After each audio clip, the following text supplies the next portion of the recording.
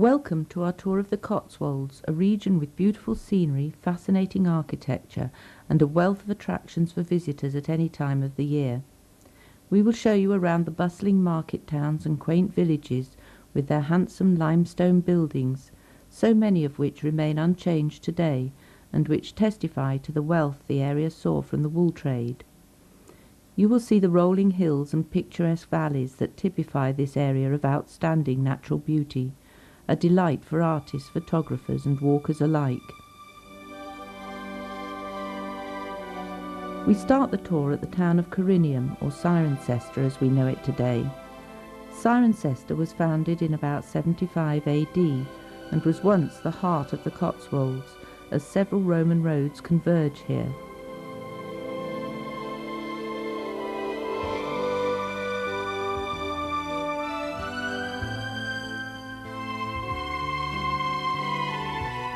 Standing over the marketplace is the parish church of St. John the Baptist, which is 12th century in origin.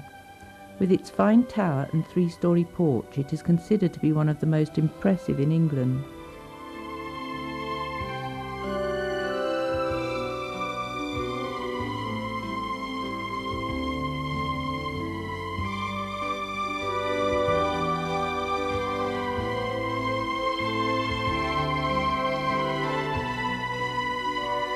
As you walk around the town, you will notice the Cirencester Civic Society's town walk plaques embedded in the pavement.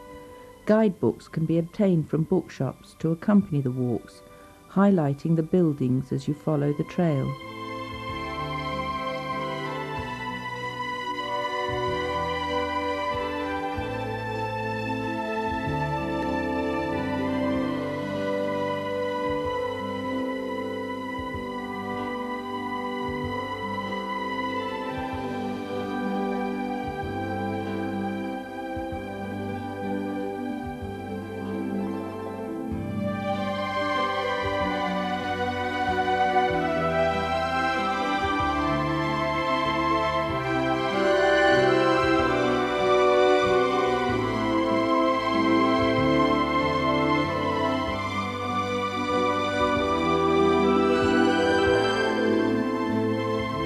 Cecily Hill until the 19th century was the main route to Stroud, but is now a cul-de-sac.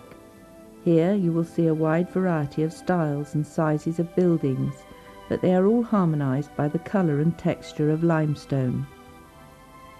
At the top of the hill is the entrance to Cirencester Park, designed and laid out between 1720 and 1770 by the first Earl Bathurst and Alexander Pope. With its many square miles of formal parkland, it is a particularly fine example of geometrical landscaping, with splendid avenues, rides and trees. These solidly built barracks were erected in 1857 as the HQ for the Royal North Gloucestershire Militia, but now house corporate business offices. Lower down the hill is a row of cottages. Above the archway the word tontine is inscribed. This was an illegal financial scheme whereby the surviving subscriber to the enterprise ended up owning the whole row.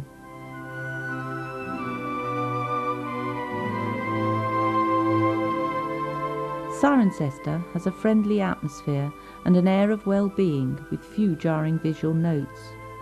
It retains its character as a market town, which still serves a large surrounding rural area.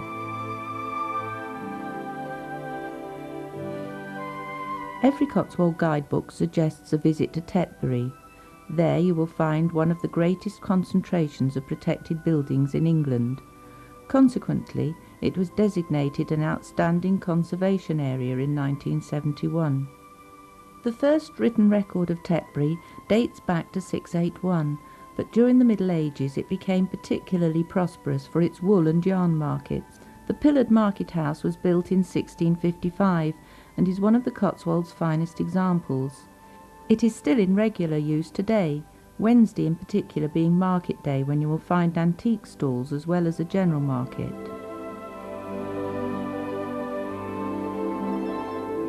The 18th century church of St Mary the Virgin is a fine example of a Georgian Gothic church, and the interior has had extensive restoration work. This impressive spire is the fourth highest in England.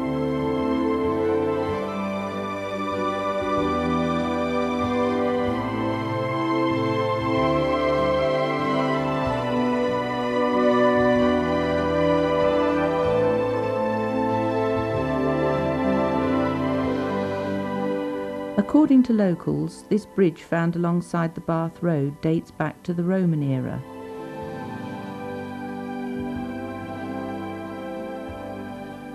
Here you can see the steep cobbled chipping steps and weavers' cottages. Many buildings of medieval origin are to be found in this area of the town. These steps lead to the chipping, which means market. For centuries this site, now a car park, played host to the mop fairs, where domestic staff and farmhands offered themselves for employment.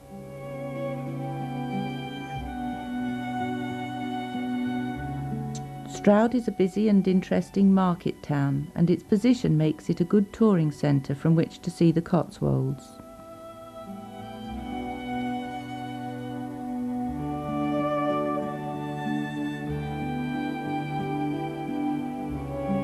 You will find the Tourist Information Centre in the subscription rooms, where you can obtain information on the many events held locally, such as the Stroud Arts Festival held every October.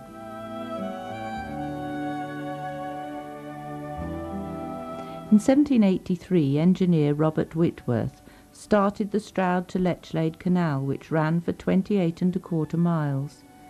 This formidable undertaking was completed within 6 years, and comprises of 44 locks and a 2¼ mile tunnel at Sapperton. Unfortunately, the canal was unprofitable due to the poor strata and difficulties in maintaining the water levels. It is now sadly derelict, although parts of the towpath are still open to walkers. Nature has reclaimed the canal as a safe haven, and it supports an abundance of wildlife. 1 or 2 of the old mills have been converted into offices, creating a pleasant environment along the water's edge. Within a mile or so outside Stroud, the canal bed turns to mud and becomes unpassable.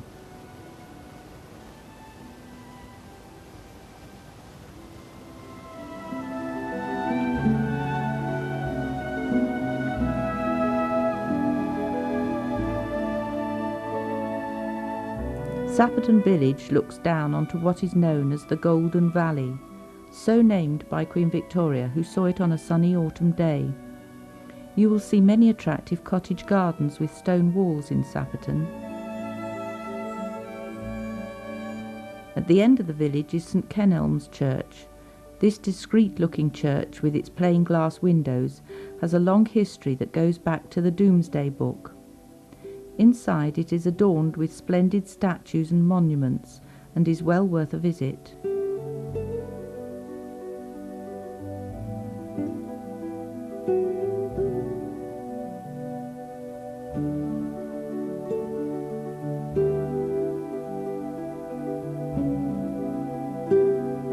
Above Sapperton, on the other side of the A419, is the Cotswold Gliding Club, where you can learn to fly.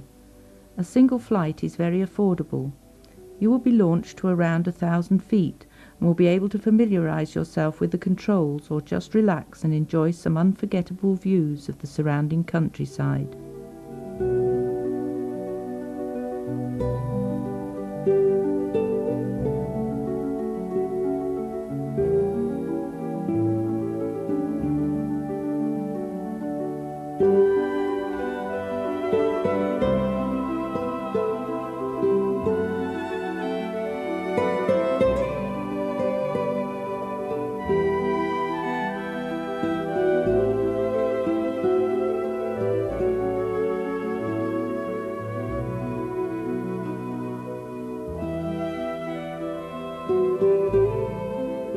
Situated on the side of Painswick Beacon is the fascinating town of Painswick.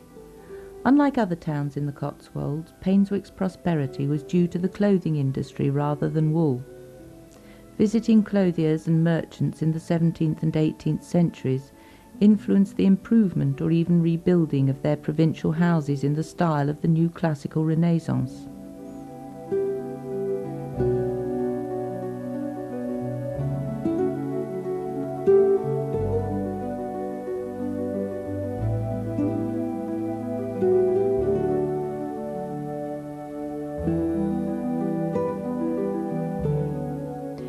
New Street carries the A46 through the heart of the town and past the only 15th century building with exposed timber framing.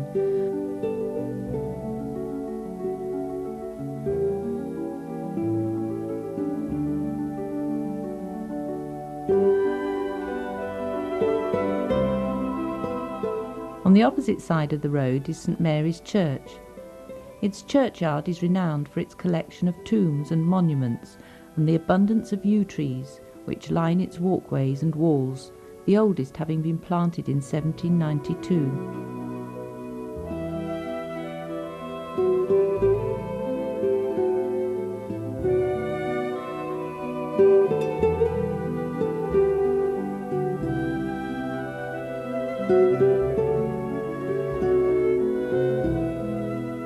The church dates back to the 12th century, although it was mostly rebuilt 200 years later. In 1883 the spire was struck by lightning and crashed to the ground. A replacement was paid for by the parishioners at the cost of £1,500.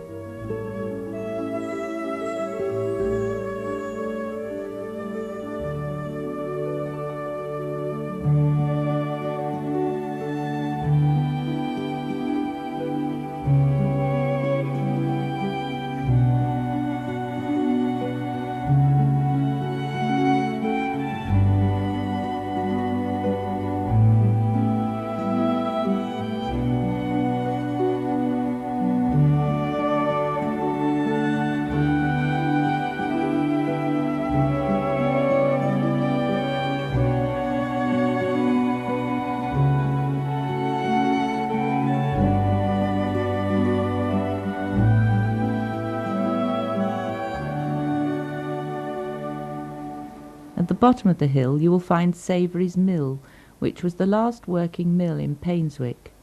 A mill had been situated here making cloth since the 15th century, until it became a corn mill in the early 19th century, and later a pin mill.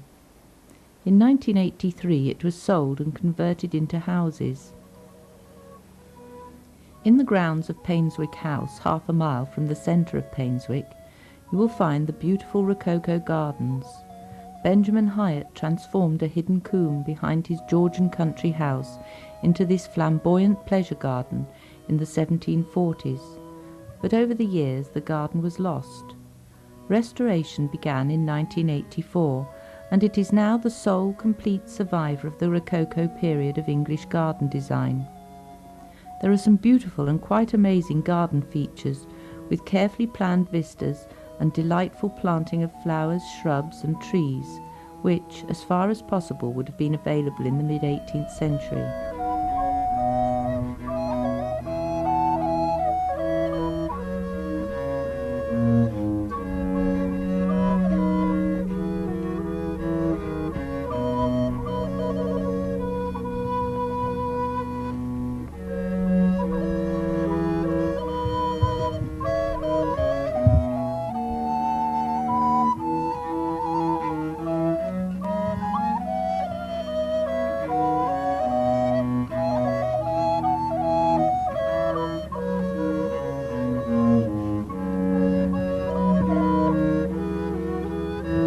This is the Pitville Pump Room, Cheltenham's finest Regency building, and the epitome of this fashionable spa town, which is England's most complete Regency town. Until the latter part of the 18th century, Cheltenham was just a small village, but it became important when the area was used for growing tobacco, and then later, after this was made illegal, for its spa. There were many famous and illustrious visitors to the spa: Dr. Johnson, Handel, George III and Jane Austen, to name a few, and its popularity resulted in the construction of this elegant town.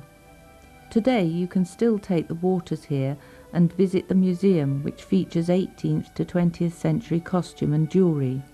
There are also beautiful parks with picnic areas and a children's playground.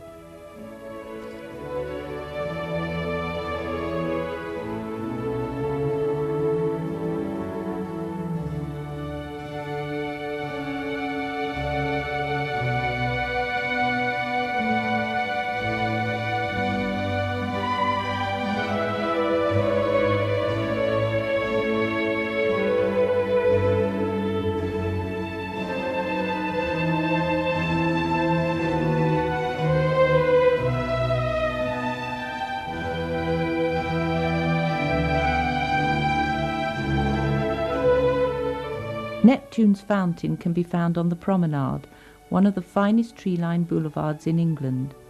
Why not stop for a few moments and admire this spectacular fountain in between browsing in the shops which line the boulevard?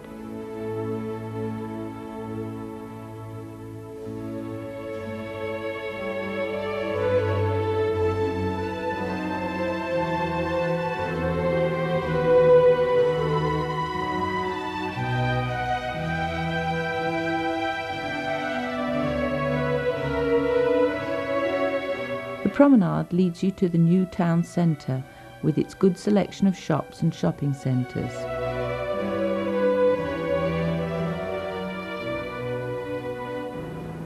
There is a free shuttle bus which will take you around the town. This is definitely the easiest and most civilised way to see Cheltenham if your feet need a rest.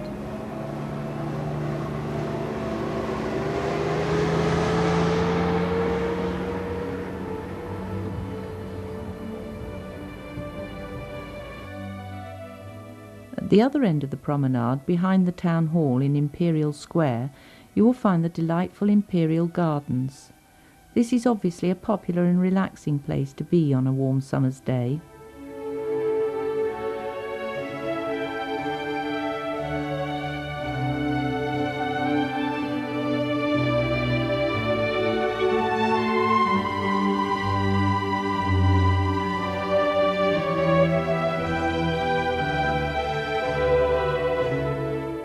The stylish rotunda was the pump room for the Montpellier Spa.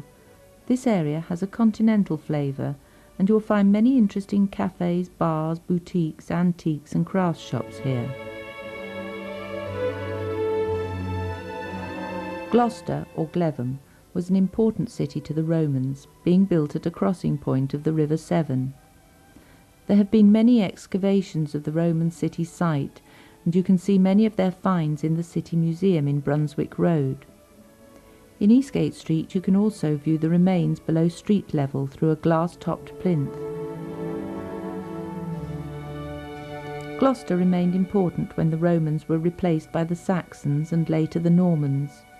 Many monasteries and convents were established in the city, and it was in the chapter house of the cathedral, its oldest surviving part, that William the Conqueror drew up his plans for the Domesday Book.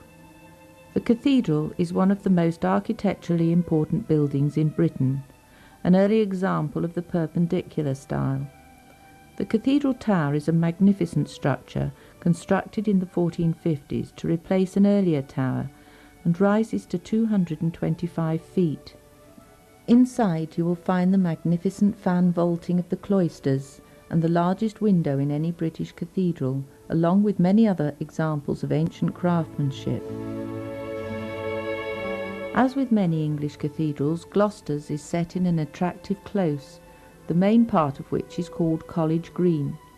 The 13th century St Mary's Gate was the main entrance to the monastery that existed on the site until the dissolution. Next to it is a 15th century timber-framed house, built on the stone base of the monastery's armoury.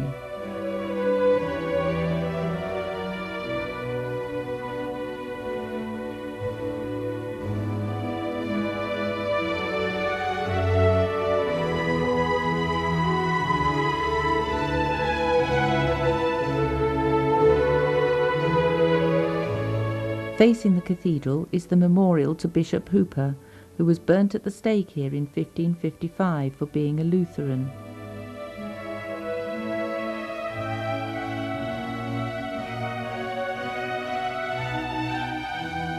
Bishop Hooper's lodgings in West Street is a beautiful three-storied building with a double overhang, and is so named as the bishop spent his last night here.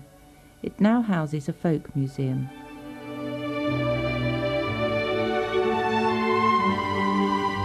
This house was the model Beatrix Potter used for her Taylor of Gloucester story, and is now a museum featuring scenes from the book. There are many fine buildings and beautiful houses around the city, and you can join a guided walk at St Michael's Tower at the junction of the four main gate streets.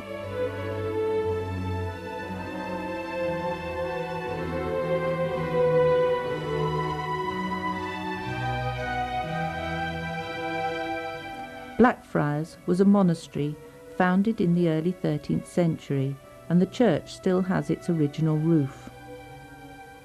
Greyfriars, another monastic building, this time 16th century, can be found near the new covered market.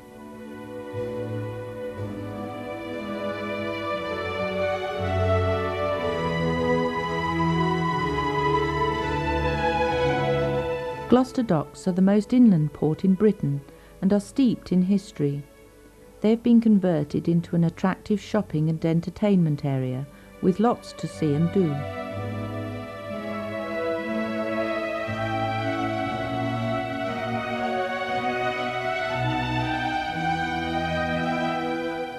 The story of Britain's inland waterways is told at the National Waterways Museum. You can see working engines and models along with archive film and sound recordings. Many different sorts of boats can be found in the marina, and boat trips are available in the summer months.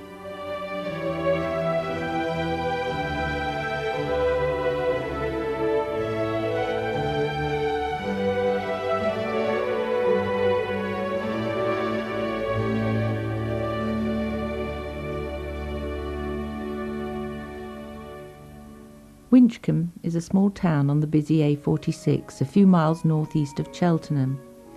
It predates many Cotswold towns due to its strategic position. By the 8th century, it was a seat of Mercian royalty and was the location of a great abbey which flourished until the dissolution. The site of the abbey lies to the east of the parish church, but no serious excavation has yet been attempted. In the 1460s, Abbot William initiated the building of a new parish church. He started with the construction of the chancel, but left the parishioners to finish it, which was done with the financial help of Sir Ralph Batelier of Sudeley. It is likely that Sir Ralph's features are included amongst the striking and fascinating collection of carved heads and grotesques you can see on the outside walls of the church.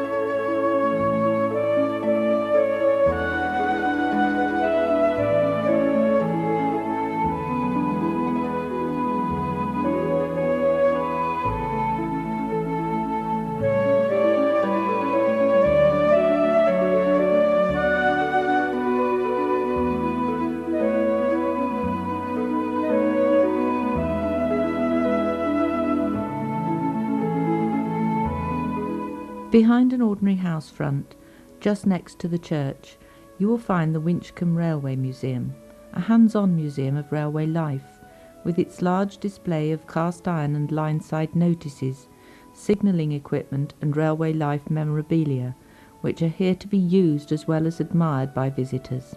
The exhibits are in a delightful cottage garden setting, full of many old and rare plants, with a Victorian vegetable garden and a medieval physic garden.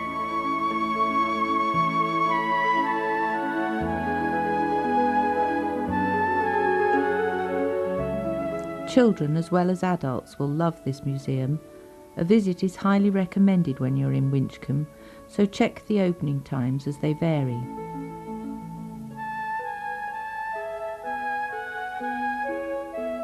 Winchcombe is rich in old buildings.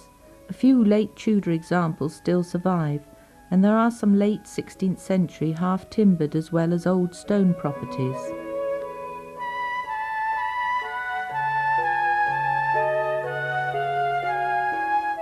The attractive Dent Arms houses were built in 1865 with their small gables and multicoloured stonework.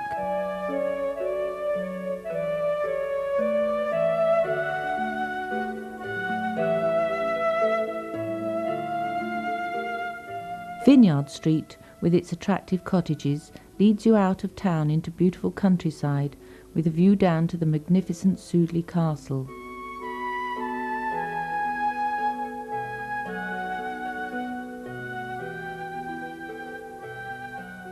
In the high country above Sudeley Castle and south of Winchcombe, you will see the sign for Bellas Knap, one of the area's Neolithic burial mounds.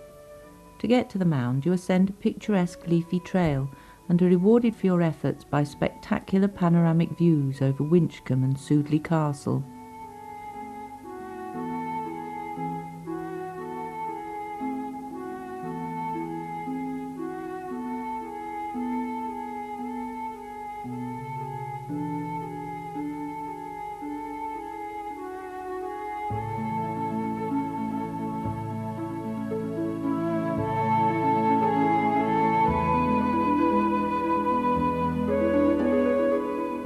The Long Barrow is one of the best preserved Stone Age burial chambers in the Cotswolds. This false doorway was probably built to fool grave robbers or confuse evil spirits. The mound is constructed from limestone blocks bounded by dry stone walling of Cotswold stone. There were 4 burial chambers, and when excavated in the middle of the 19th century, 38 human skeletons were found, along with animal bones, flint implements and pottery dating back to about 2000 BC.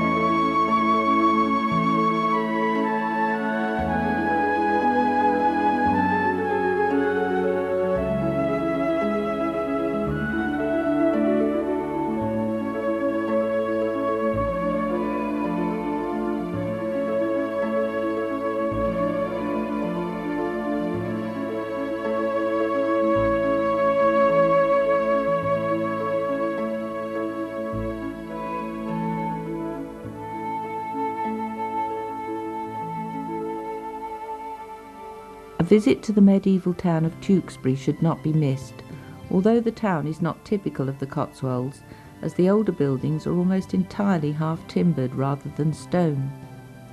The main appearance of the town has not changed much over the centuries.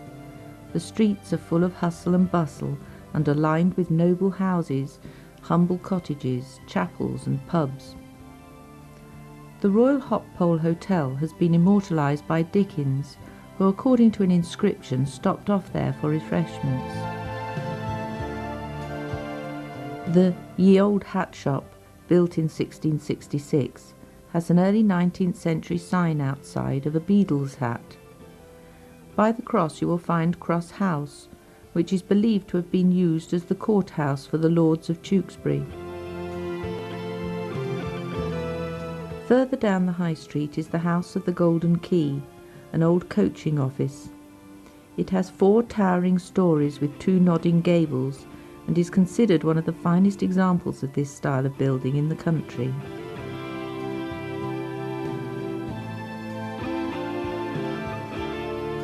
The great Norman Abbey stands majestically at the south end of the town.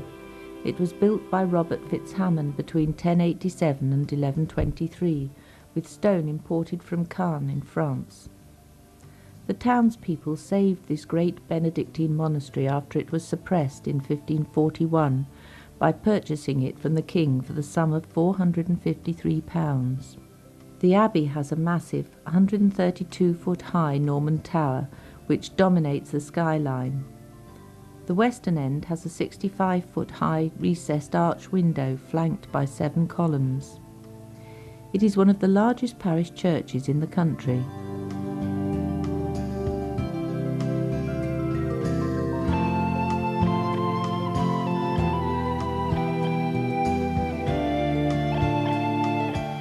To the west of Tewkesbury is the Mill Avon, a subsidiary of the River Avon, created to power the local mills in about 1190. Today this is a popular place for pleasure crafts, and you can take a pleasurable walk along the towpath following the route of the Severn Way.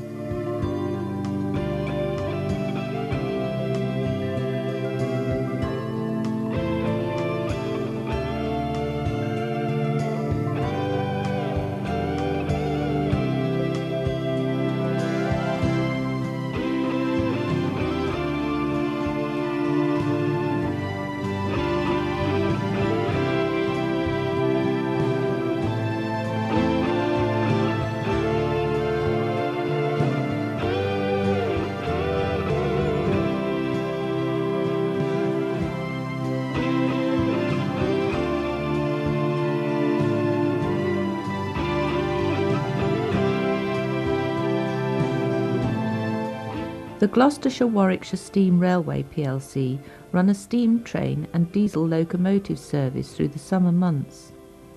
The Great Western Main Line Railway was built in the early 1900s and provided a direct route from Birmingham to Cheltenham, which saw many years of heavy traffic. In 1977, the line closed and was totally dismantled in 1979. A group of enthusiasts formed the Gloucestershire-Warwickshire Steam Railway and reconstructed the 6.5 miles of track from Toddington to Gotherington. Gotherington is an unmanned halt, and you are unable to leave or board the train at this point. Winchcombe Station is situated 1 mile from the town centre, so prepare yourself for a walk if you wish to visit Winchcombe from here.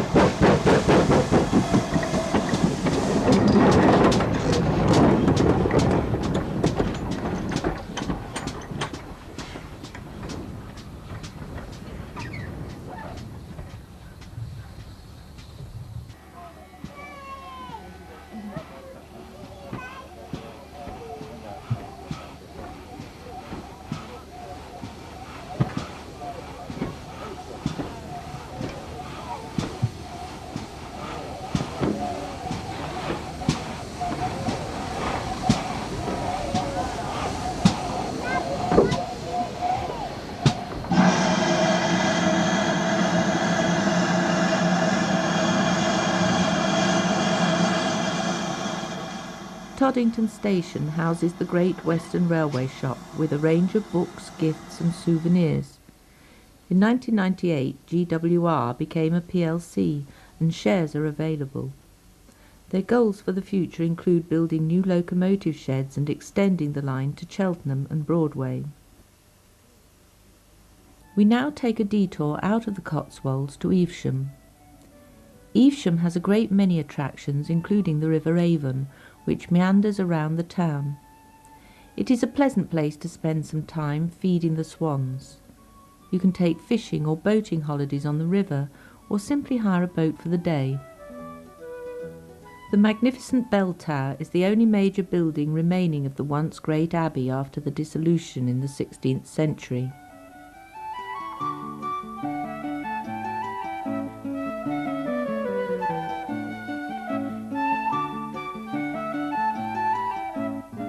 On the far side of the bell tower are two churches, the All Saints Parish Church and the St Lawrence Church, which is only used on special occasions.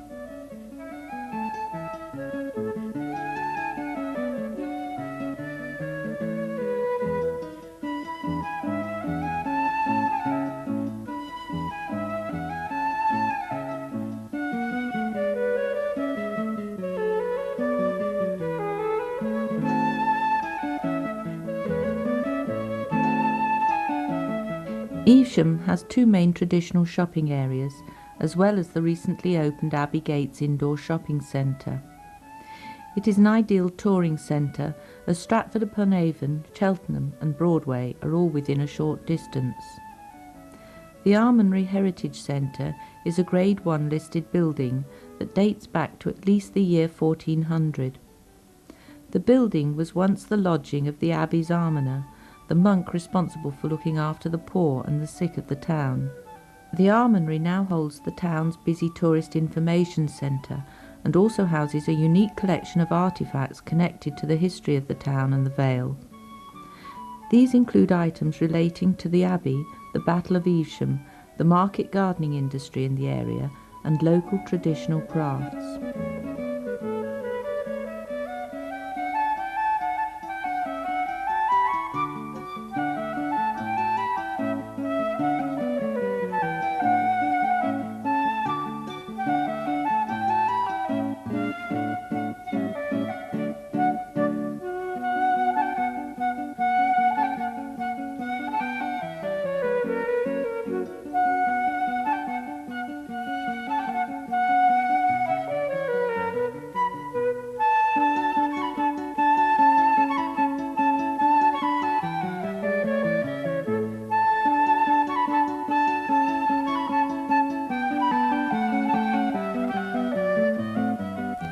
You should also visit the lovely almondry garden, where you can catch the scent of flowers on the gentle breeze and where the noise of traffic is hardly detectable.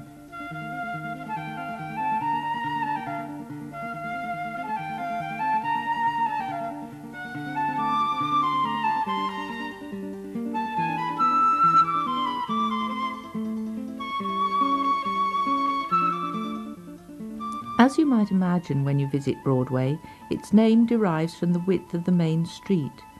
The original narrow road had two streams that ran on either side, which were covered by a much broader roadway.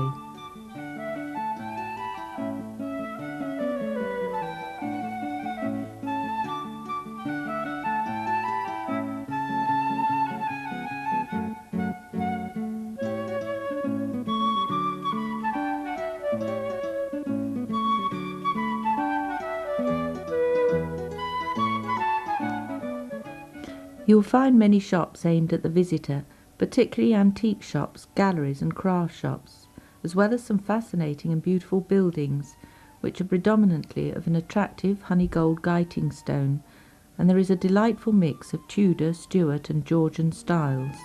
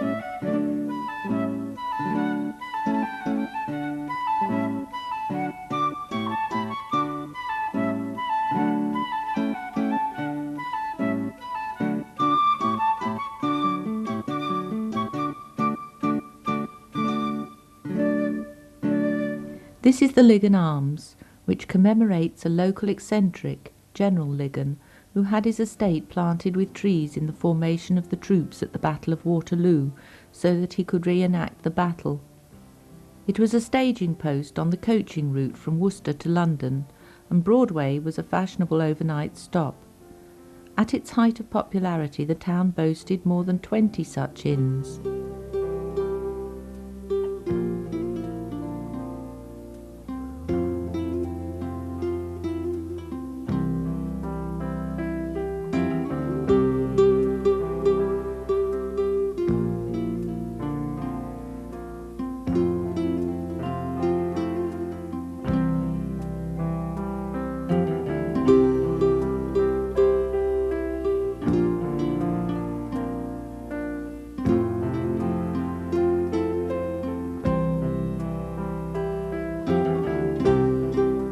High above Broadway village, set on an ancient beacon site, is Broadway Tower, built by the Earl of Coventry in 1800 as a folly. The tower is one of England's most outstanding viewpoints, and it is possible to see as many as 12 counties from here. On a clear day, you can see across the Severn Valley as far as the Welsh mountains and beyond. The surrounding countryside, the red deer and the rare Cotswold sheep create the perfect place for a picnic or the start of a country walk. The tower has a fascinating past which you can find out about from its exhibitions. It was a country retreat for the pre-Raphaelites, most notably the artist and designer William Morris. Broadway Tower is privately owned and there is an admittance fee. At the crossroads to Chipping Campden stands the prominent finger-post cross hands. It was erected by Nathaniel Izard in 1669. Its wrought iron arms point the way to Worcester, Gloucester, Oxford and Warwick.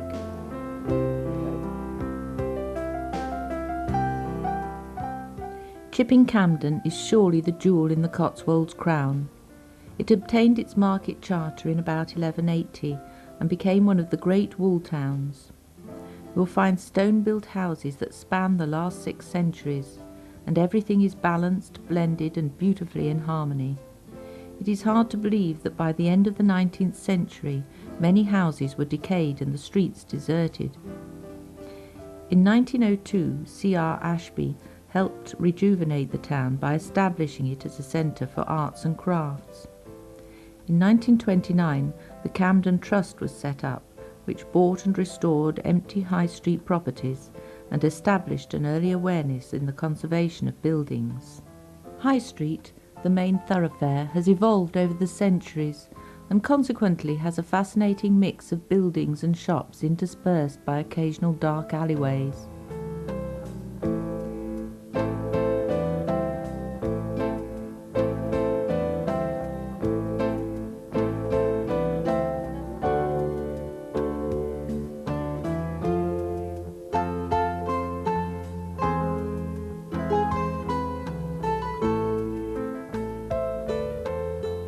Halfway down the High Street is Sir Baptist Hick's lovely Market Hall.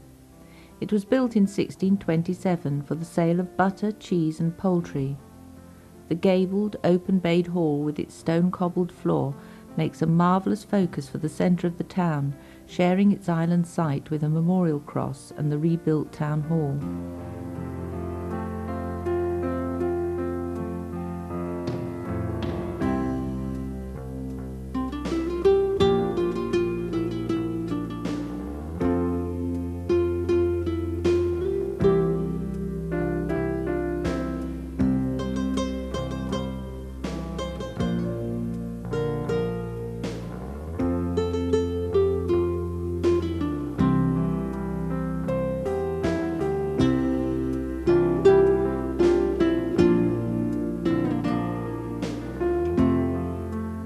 This 2-storey bay-windowed property is Greville's house. It is the oldest building in Chipping Campden, being late 14th century, and would have been one of the few stone-built houses on High Street at that time.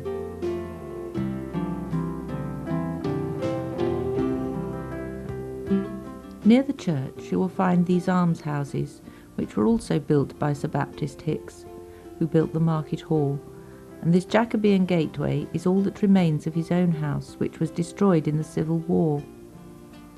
Chipping Campden's majestic church owes its existence to the local wool merchants of the 14th and 15th centuries, and inside you will find many reminders of this in stone and brass.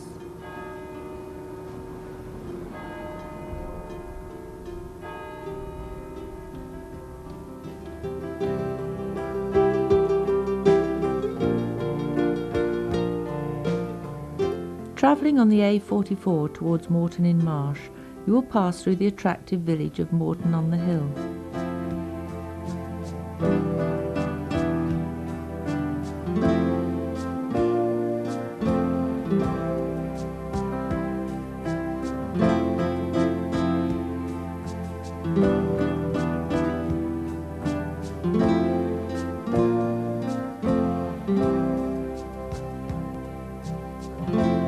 The Cotswold Falconry Centre, set in the beautiful surroundings of Batsford Park, houses a wide variety of birds of prey. Displays held throughout the day give an insight into the ancient art of falconry. It is an unforgettable experience seeing falcons swoop and hawks fly majestically around you. You can see the many breeding aviaries and enjoy these wonderful birds while thinking positively about their conservation.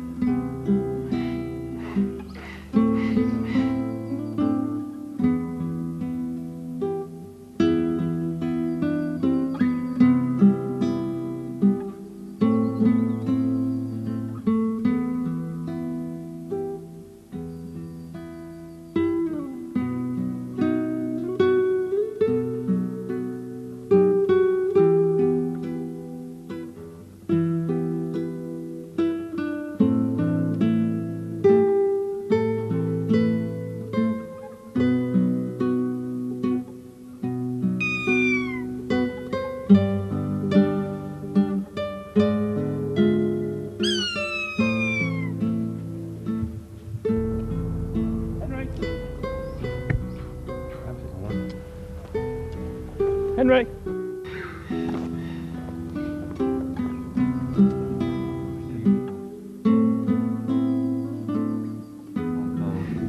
Stumper? Stumper's a European eagle owl.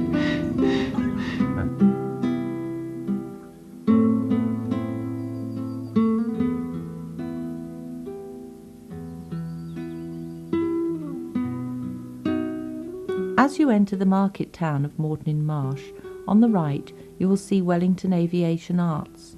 Opened in 1990 by Air Marshal Sir Ivor Broome, the gallery holds a treasure trove of aviation art and memorabilia, and also pays tribute to the aircraft and crews from the nearby RAF Morton-in-Marsh airfield.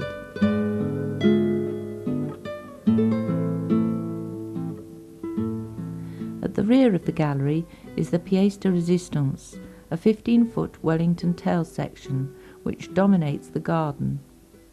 Profits from the gallery sales go to the RAF Benevolent Fund. Morton-in-Marsh is a fine example of a late Cotswold market town. The majority of the houses on the wide tree-lined high street are late 18th and early 19th century, built when the town was an important coaching stage and also the centre of a linen weaving industry.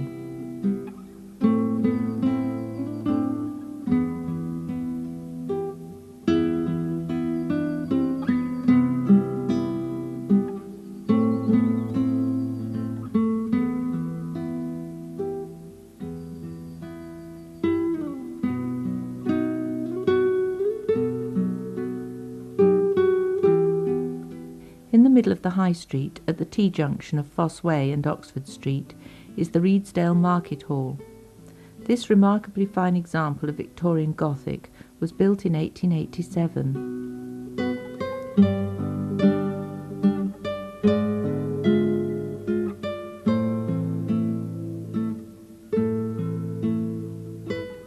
The Redesdale Arms catered for the coaches that travelled along the Fosse Way, as did the White Hart Hotel.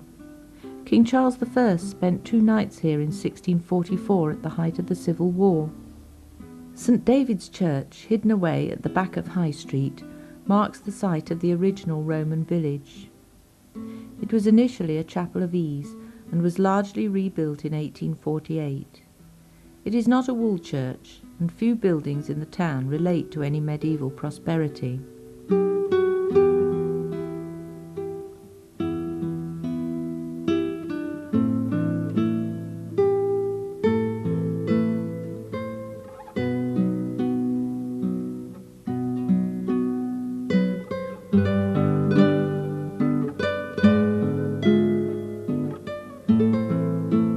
Curfew Tower at the corner of Oxford Street was built in the 16th century and is possibly the oldest structure in the town.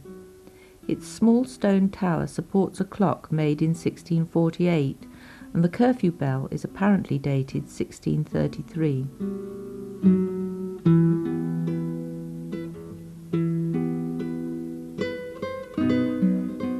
Down Oxford Street you will find the half-timbered Mann Institute building, built by John Mann's daughter to commemorate his birth.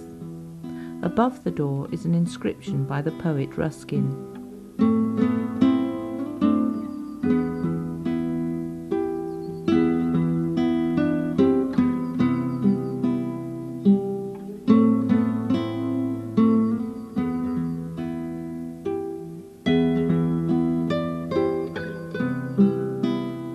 Morton-in-Marsh is a pleasing town to stroll around and explore, and the busy Tuesday market is well worth a visit.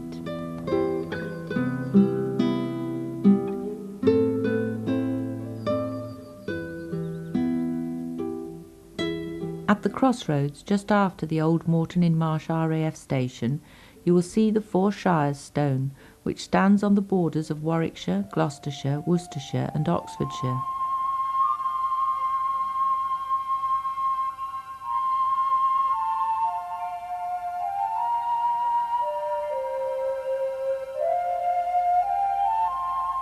As you enter Chipping Norton on your right, you will see the Victorian Bliss Valley Tweed Mill, with its eccentric chimney towering above a building more like a mansion than a mill.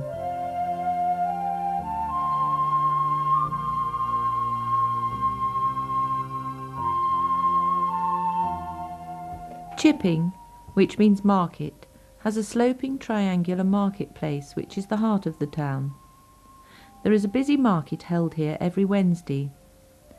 The town is known affectionately to locals as Chippy. The High Street is terraced, and shops and banks now occupy former 18th century merchants' houses. Many buildings were refronted in the 18th century, suggesting a period of Georgian prosperity.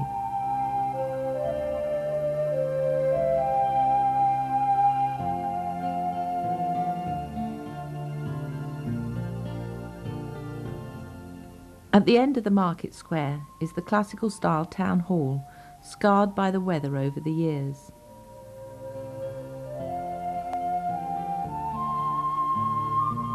Next to the Chequers Inn is the Oxfordshire Craft Guild and Theatre. You will find an interesting display of local craft here. In Church Lane there is a picturesque row of almshouses, built in 1640, a gift from Henry Cornish, with their traditional 17th century Cotswold gables and tall chimney stacks.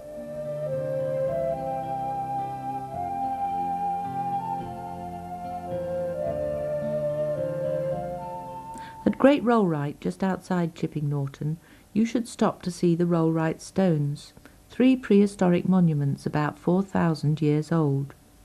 They are thought to be the remains of a long barrow and a ceremonial stone circle, and consist of a circle of 70 stones known as the King's Men, a group of 5, the Whispering Knights, and a single stone known as the King.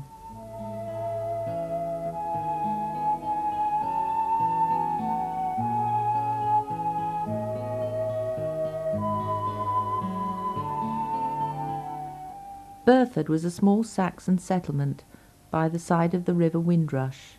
The now broad High Street, which is the Oxford to Gloucester road, climbs southward up the hill from the river. There have been few new buildings added to the High Street since the early 18th century, although existing buildings have been refronted, enlarged or modernised. The town still preserves much of its collection of 14th to 16th century buildings and is best seen on foot.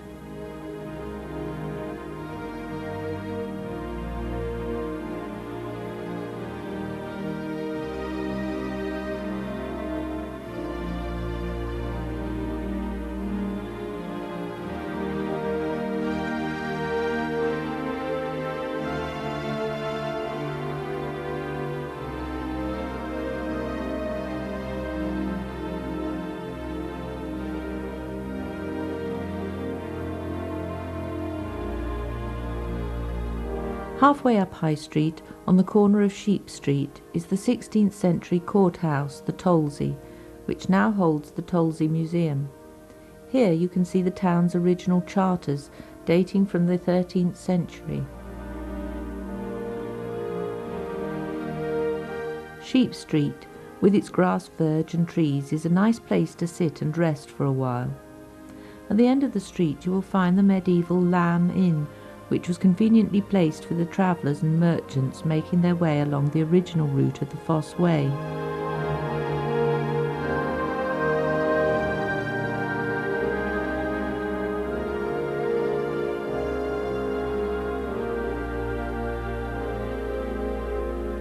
Also in Sheep Street, in what was the 18th century Greyhound Inn, are the editorial offices for the Countryman, which first began to produce their bi-monthly rural magazine from here in 1947. The River Windrush prevented a northward spread of the town, and the Windrush Bridge marks an instant transition from town to country. This bridge replaced the earlier ford, bringing more trade and hence prosperity to Burford.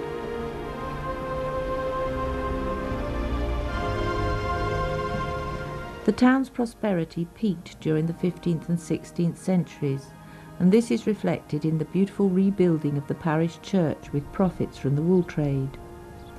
The church was used in 1649 by Oliver Cromwell to imprison mutineers for 3 days before 3 were shot as an example. One of the prisoners, Anthony Sedley, scratched his name on the rim of the font. Nearby in Church Lane are the great almshouses which were founded in 1457 by Richard, Earl of Warwick, and rebuilt in 1828. fortunately leaving the fronts unchanged. This attractive area at the other end of the high street, where it begins to climb, should not be missed with its pollarded lime trees, grass verges and cottages.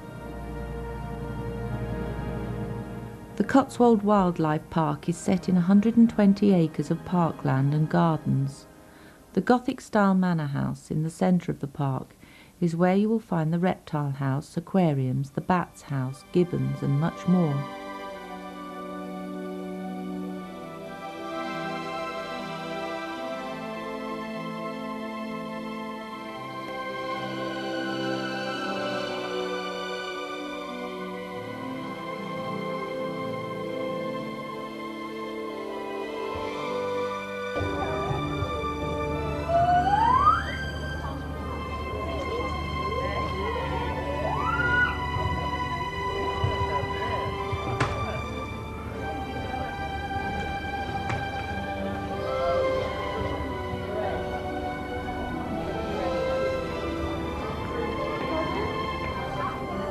You might like to take a ride on the narrow gauge railway around the park, enabling you to see some of the animals while taking a rest.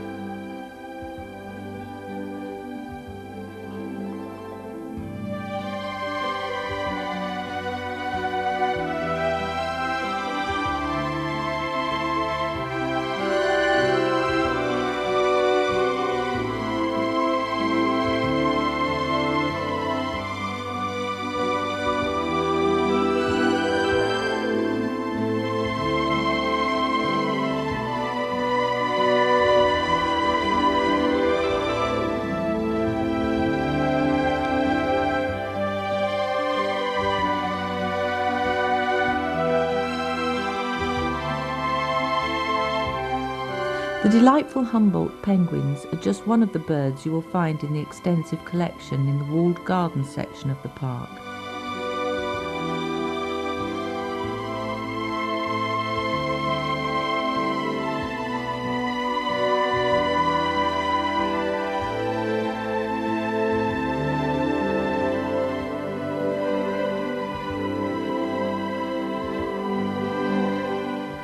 The park is laid out with a variety of habitats to accommodate the wide diversity of animals, so there is a change of scenery around every corner. The adventure playground is a popular habitat for this species.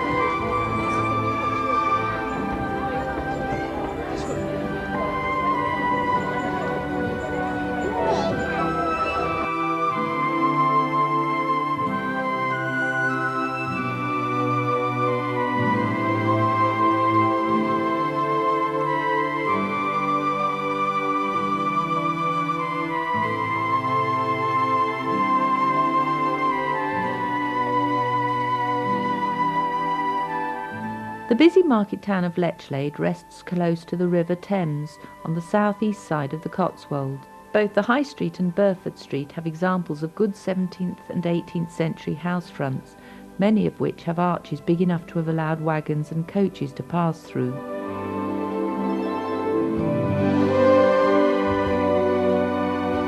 St Lawrence's Church is one of the wall churches, built in the late 15th century of Tainton stone.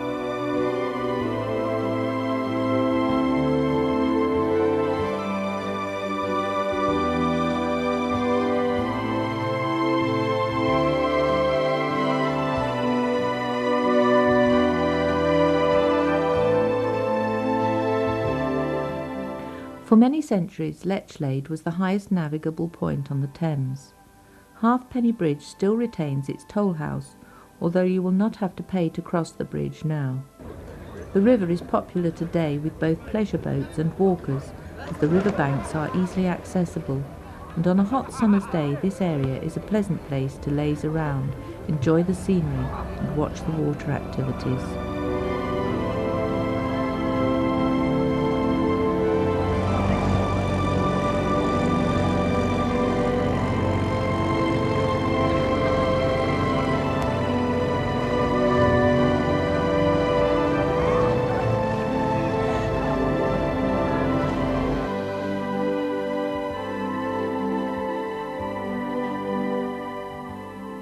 In contrast to Lechlade, Fairford, situated only 4 miles to the west, is a much quieter village, except for busy London Street, which borders the south side of the marketplace.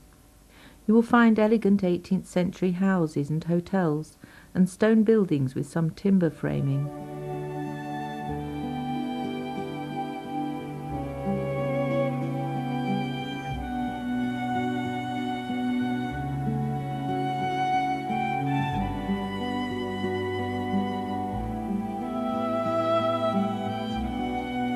The Church of St Mary the Virgin celebrated its 500th anniversary in 1998. This stunning church was built almost entirely between 1490 and 1530 under the patronage of local wool merchants. You should go inside to see the unique set of medieval stained glass windows by Barnard Flower, the greatest glazier of the early 16th century.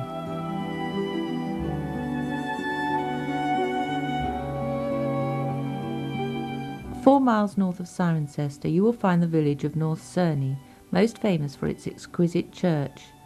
Much love and attention has been lavished on the church since its Saxon foundation, and its splendid condition is due to careful restoration work this century.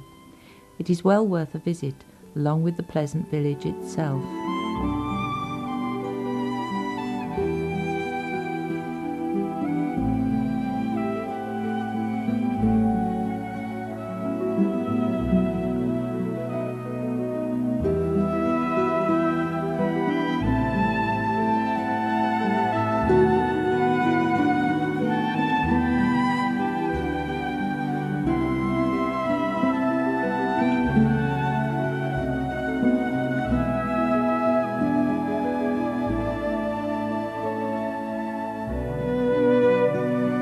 About a mile to the east of North Cerney is the attractive village of Calmsden, another pleasant place to stop.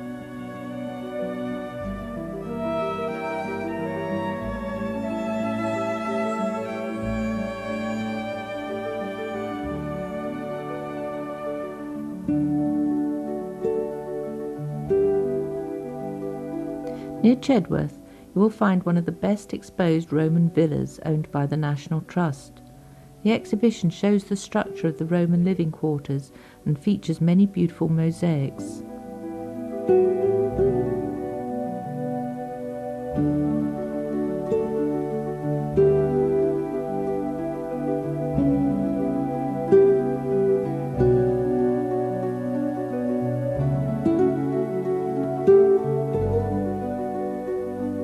Yanworth is a small hamlet on the Wold's Edge with many attractive cottages and fine farm buildings in the pleasant surrounding countryside.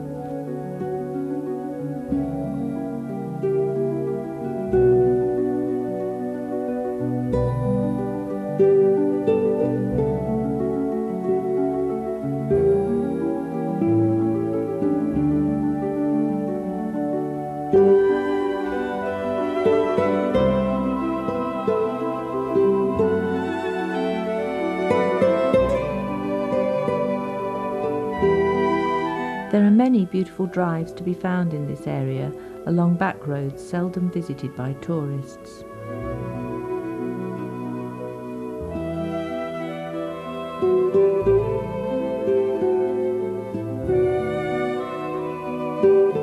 You can clearly see from this section of the Fosse Way how straight the Romans built their roads.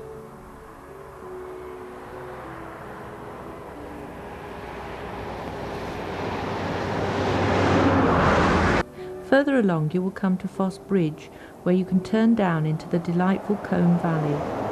There are many pleasant small villages on the winding country road that zigzags across the Colne River.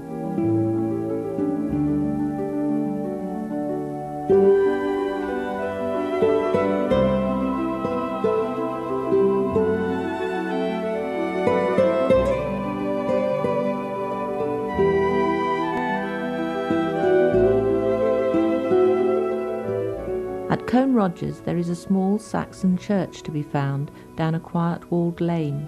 Its cool interior is a place of tranquillity and inspires contemplation.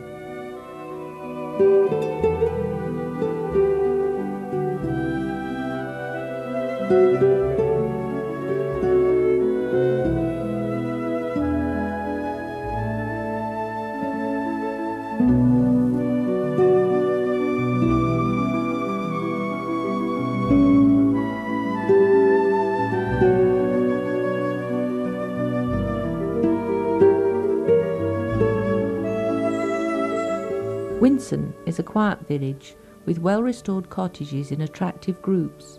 St Michael's Church, set above the village, is another peaceful place with some beautiful wall paintings.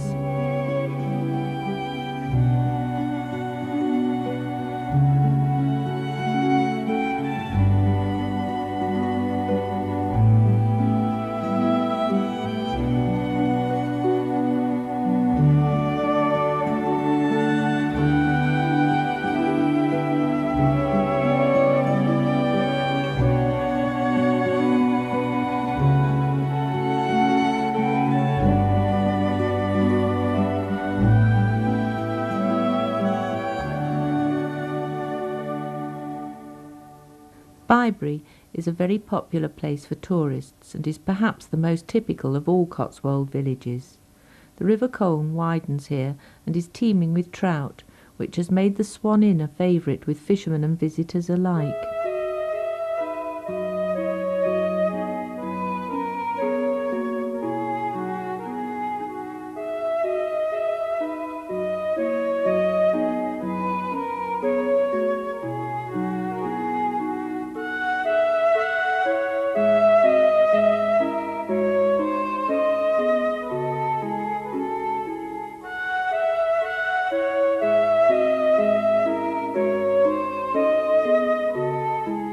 At the far end of the village is a small bridge that takes you to the delightful terrace known as Arlington Row.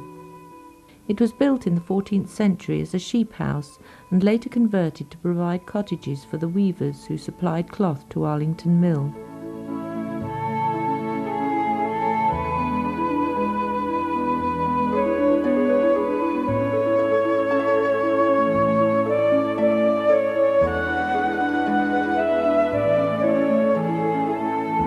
The splendid Arlington Mill, built in the 17th century, was both a corn and a cloth mill. Machinery can be seen in operation in the mill, which also contains an interesting folk museum.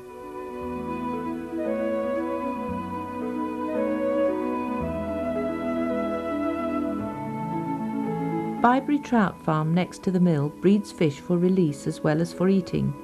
You can follow the various stages of their development, and fish of all sizes can be seen.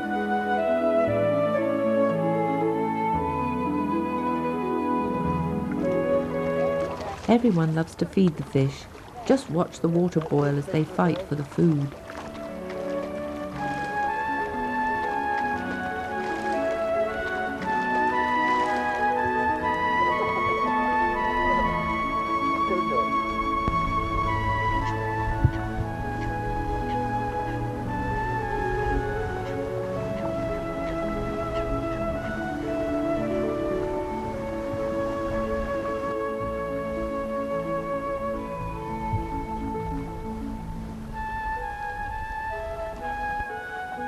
If you fancy your chances at catching a trout, you can hire a rod.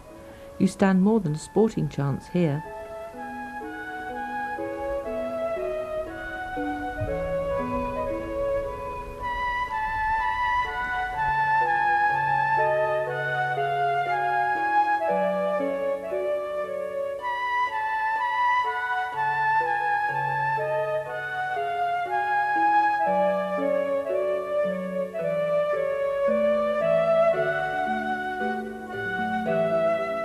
One of the Cotswolds' most photographed scenes is to be found at the twin villages of East Leach Martin and East Leach Turville. Kebble's Bridge joins the two villages, which are separated by the River Leach. This footpath-only bridge is little different from the Clapper Bridge of prehistory. The two villages contain many attractive buildings, and both have their own church. John Kebble, the 19th century poet after whom the bridge was named, was rector of both East Leach churches.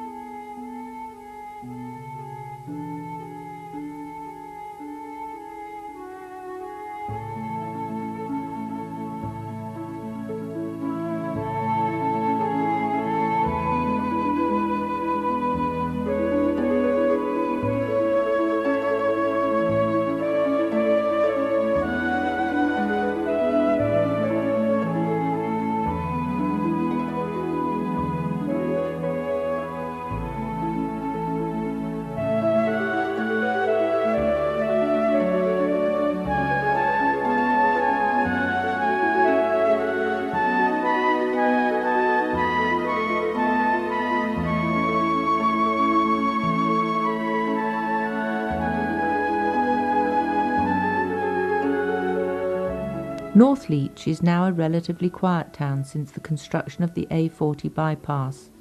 The Oxford to Cheltenham road used to run through the main street. It was originally a wool collecting centre, as the grazing land on the surrounding hills produced huge quantities of wool which was exported to Europe. The trade declined in the mid-16th century and North Leach became a busy country market town. Around the market square you will find buildings with 16th or 17th century origin, such as the Sherborne Arms.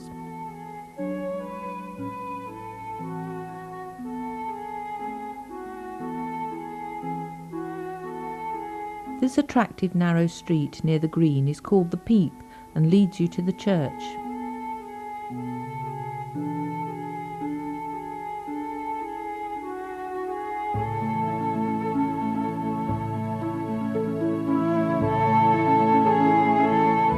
North Leach Church, almost entirely rebuilt and financed by local wool merchants in the second half of the 15th century, dominates the town and is thought to be one of the finest wool churches in the Cotswolds. Both inside and outside you will find many references to these wool merchants in the masonry, statuary and churchyard memorials.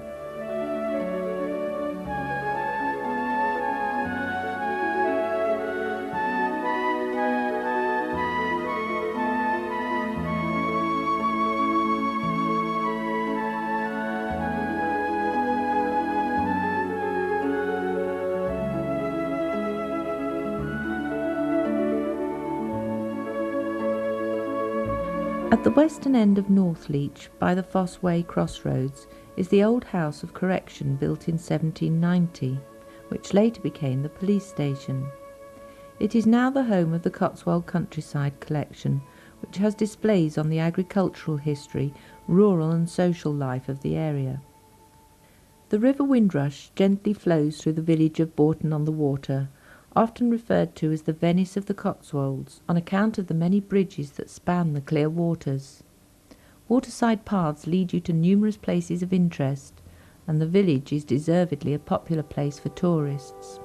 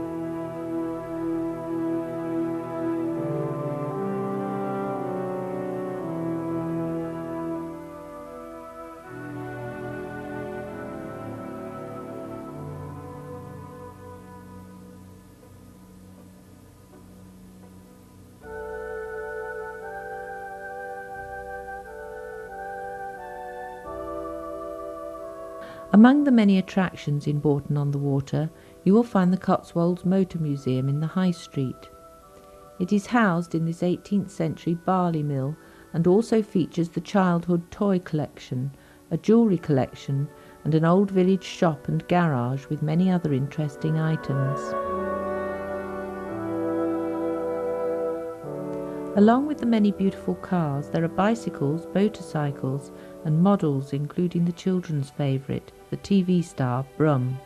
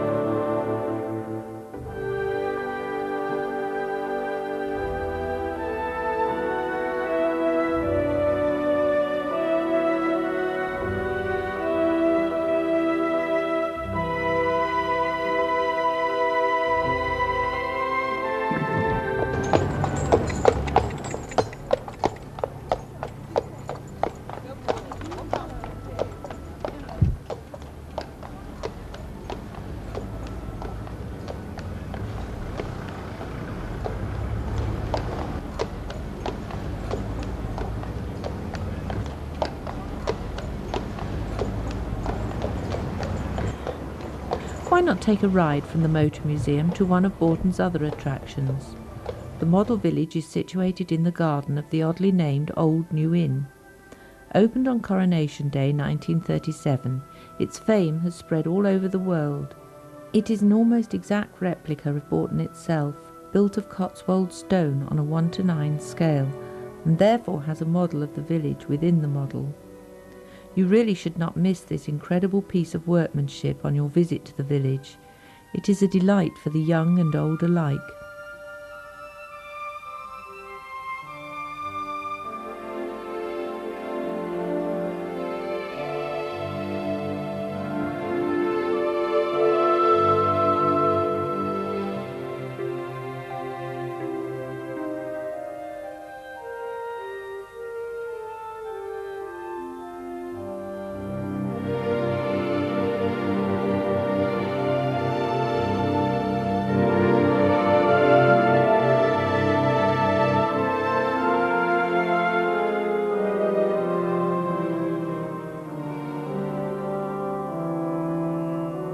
Bourton's beautiful church has an unusual domed tower built in 1784 and a 14th century chancel, although the main part of the church itself is 19th century.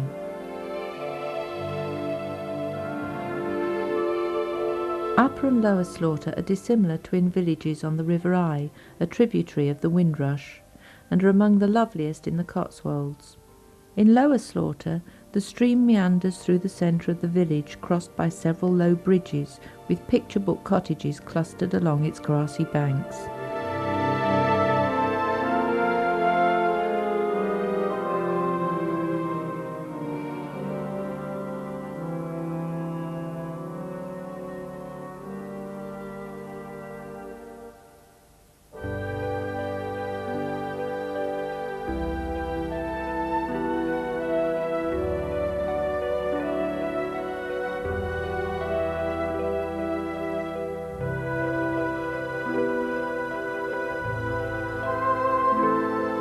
Nearby is an early 19th century corn mill, which was still working in the 1960s.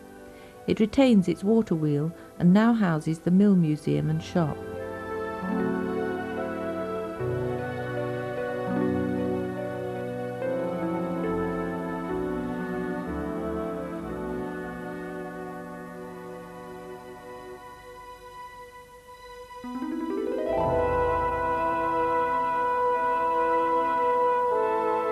Upper Slaughter is about 1 mile away, and is on a gentle grassy slope above the little brook. There are many pleasing houses with pretty cottage gardens.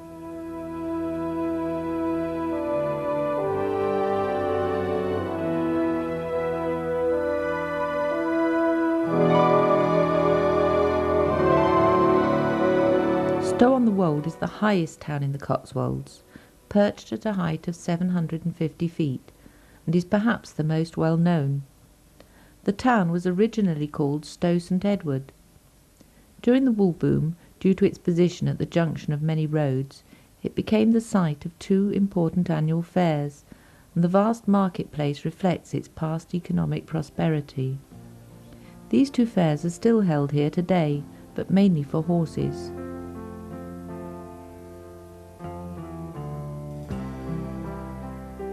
Many fine 17th and 18th century buildings surround the market square, and you will find the market cross at one end and the stocks at the other.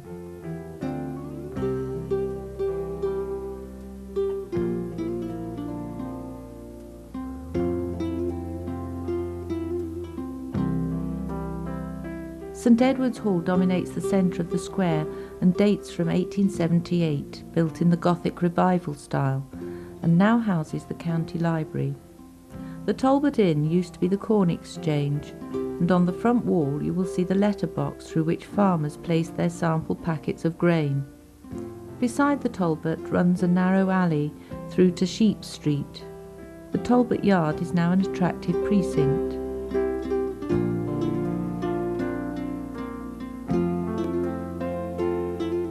The east side of the market square by the market cross is the King's Arms, which was being used as an inn in 1647 and became a busy post house and coaching inn.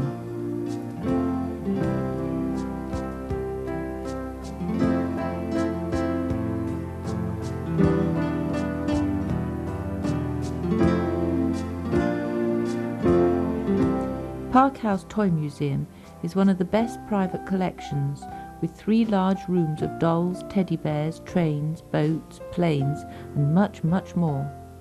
A visit is sure to bring back childhood memories, but check for opening times as they vary throughout the year.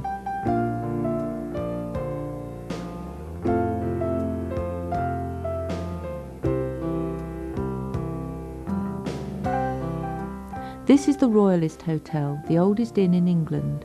Although the date on the door is 1615, its wooden beams have been dated to 947 AD. Over the years it has also been used as a hospice, a religious house and a private dwelling. We hope you have enjoyed this tour around the Cotswolds.